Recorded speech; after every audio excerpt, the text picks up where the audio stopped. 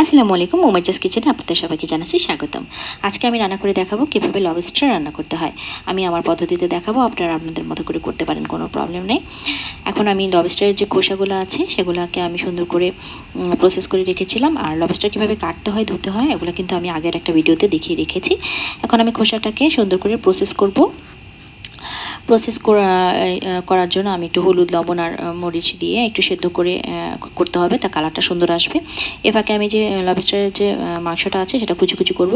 আমি সব রকমের সস, আমার ইচ্ছা মতো কিছু সস দিয়েছি, সয়া সস, ওয়েস্টার সস, তারপরে হচ্ছে রোজমেরি, পাপরিকা, লেবু, গোলমরিচ, এগুলো আমি দিয়ে আমি ইচ্ছা মতো আপনারা নিতে পারেন, দিয়ে আমি মিক্সড করে নেব।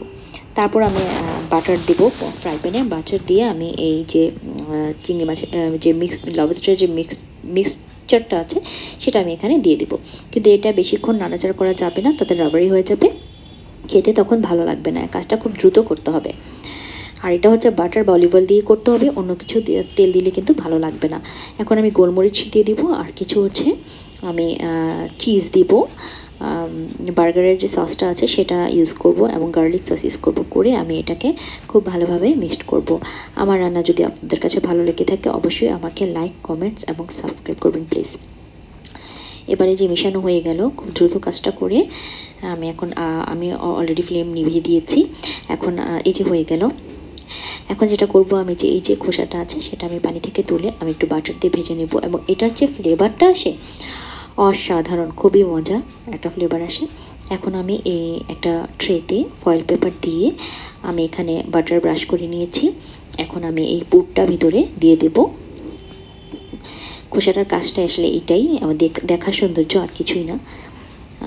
এখন আমি এর মধ্যে পুরটা যখন দেওয়া হয়ে যাবে, আমি এর মধ্যে বেশি করে চিজ, মজারেলা চিজ দিয়ে দিব। যারা চিজ পছন্দ করেন তারা তো দিবেন, যারা পছন্দ করেন না তারা চিজ ছাড়াও বেক করতে পারেন ওভেনে, খুবই মজা লাগবে। তবে আমি না চিজ পছন্দ করি, সেজন্য চিজ দিয়ে বেক করে নেব। আমি একটা ইলেকট্রিক ওভেনে আমি এখানে 180 ডিগ্রি তাপমাত্রায় আমি উপরে নিচে সেম মাত্রা দিয়ে আমি এটা হচ্ছে 10 থেকে 12 মিনিট বেক করব। এটা হচ্ছে যার যার ওভেনের উপরে ডিপেন্ড করে।